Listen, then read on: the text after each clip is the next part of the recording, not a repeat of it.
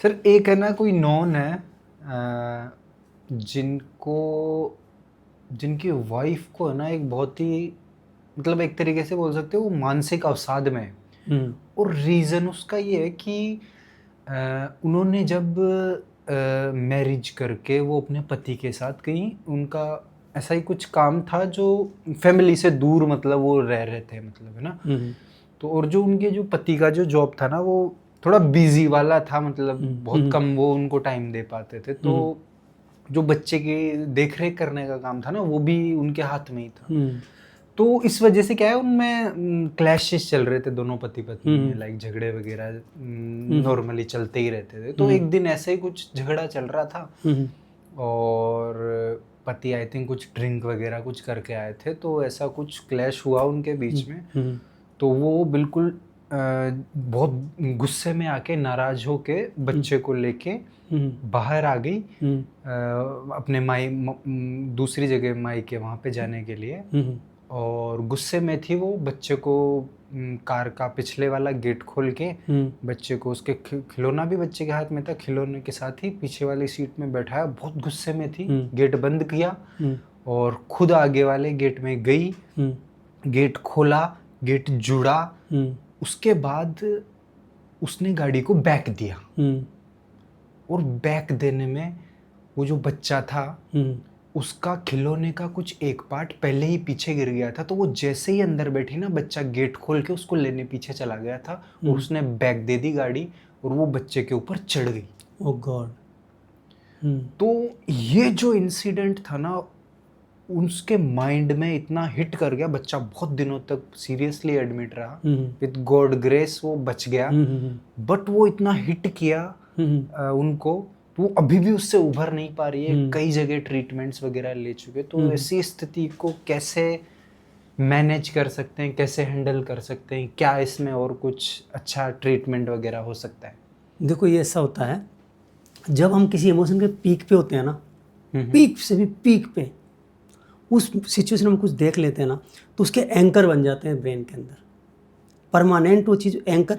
तो वो सिचुएशन जब भी सामने आएगी ना, वो इमोशन वापस पॉपअप हो जाता है। हाँ, मतलब अब वो बच्चे के साथ कनेक्ट हुआ तो वो जब भी बच्चा दिखता है वही चीज़ दिमाग में ट्रिगर, हाँ, तो मतलब वो खुद को अपने आप को वो पीक पे होता है। इमोशन के पीक पर आपने कुछ आवाज़ सुन ली, आपने कुछ सीन देख लिया, आपने कुछ टोन सुन ली, टोन ऑफ वॉइस से ट्रिगर हो जाता है।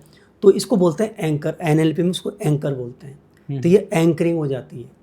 तो इसको ठीक करने का पहला तरीका तो ये है कि एनएलपी से उस एंकरिंग को ब्रेक किया जाए। जो एंकरिंग हो गई ना, उसको ब्रेक किया जाए, उसको ब्रेक किया जाता है। एंकर ब्रेकिंग टेक्निक्स होती है, उनसे उनको ब्रेक किया जा सकता है। तो एनएलपी इसमें मदद कर सकती है, हिप्नोथेरेपी इसमें मदद कर सकती है, और सबसे बड़ी मदद कर सकती है रेकी हीलिंग। रेकी हीलिंग में क्या होता है, एनर्जी सिस्टम होता है। तो ब्रेन का जो पर्टिकुलर पार्ट है ना, वहाँ जब उन्होंने सीन को देखा था ना, तो वो उसका एनर्जी लेवल डिस्टर्ब हो गया, तो उसको एनर्जी दी जा सकती है। तो रेकी हीलिंग से, एनएलपी से, हिप्नोथेरेपी से उनको रिवर्स किया जा सकता है। बाकी दवा का तो इसमें कोई रोल ही नहीं है, दवा तो केवल सुला देगी। तो इस तरह के जो इशू होते हैं ना, वो इमोशन के पीक पे होते हैं। और जब एनर्जी किस चीज़ को की बिगड़ जाती है, डिसबैलेंस हो जाती है, तो उसे एनर्जी ठीक कर सकती है। और एनर्जी को ठीक कर सकती है हीलिंग मॉडलिटी, जिसमें हम ईश्वरीय ऊर्जाओं से उसके ब्रेन की पावर को बढ़ाएं। तो इसमें कितना टाइम लगता है अगर कोई ये ट्रीटमेंट ले? तो ऐसी अगर किसी अगर कोई नई घटना होती है ना, तो टाइम कम लगता है। मगर नई मीन्स लाइक मान लो 5-10 दिन पुरानी है तो उसमें कम टाइम लगता है। और जो पुरानी होती जाती है ना, तो वो चीज़ें अच्छी तरह से स्ट्रॉन्ग हो जाती है, तो उसमें उतना ही ज़्यादा टाइम लगता है। तो मान के चलो कम से कम 1-2 महीने की हीलिंग तो उनको ज़रूरी है, होना ही चाहिए। तो इस तरह से अगर कोई व्यक्ति इस तरह के ट्रॉमाज में आ जाता है, इस तरह का कोई कुछ भी उसकी ज़िंदगी में घटना, हज़ारों घटनाएं हो सकती हैं। बिल्कुल इस तरह जो आपने एक इंसिडेंट बताया ना, ऐसे कुछ भी हो सकता है। इसमें रेकी हीलिंग, एनएलपी और हिप्नोथेरेपी तीनों मिलके काम कर सकती है। काउंसलिंग काम बिल्कुल ये काम कर सकते हैं। काउंसलिंग का पार्ट इसमें बहुत बड़ा रोल अदा करता है। काउंसलर की एबिलिटी होनी चाहिए मेन चीज़। और रेकी हीलर है, रेकी हीलर का खुद का बहुत ज़्यादा प्योर होना ज़रूरी है।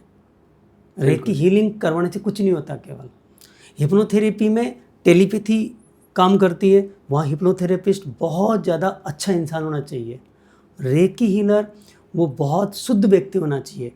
जो व्यक्ति जितना डाउन टू अर्थ होगा, भोला भोला होगा, मतलब यहाँ तक कि जिसके अंदर कुछ चालाकी नहीं हो ना, जो जानता ही नहीं चालाकी, और वो हीलर हो बाय द वे, इसको कोई दुनिया की समझ ही नहीं हो, सबसे बेस्ट हीलिंग होती है। बिल्कुल। तो रेकी हीलिंग में तो डाउन टू अर्थ ज़रूरी है। तो इस तरह के जो चैलेंज ज़िंदगी में आते हैं, वो तो आपने एक कहानी बताया, ऐसे 50 घटनाएं हो सकती है। कोई भी इमोशन के पीक पर, कोई बड़ा पीक चल रहा है, खतरनाक वाला पोजीशन है, कोई जोरदार इमोशन के आप पीक पे हो, उस सिचुएशन में किसी व्यक्ति की शक्ल देख लिया आपने, तो शक्ल से आप ट्रिगर हो जाओगे। जब वो शक्ल देखोगे वो पीक पे पहुंच जाओगे, मतलब वो इमोशन ट्रिगर हो जाएगा। बिल्कुल।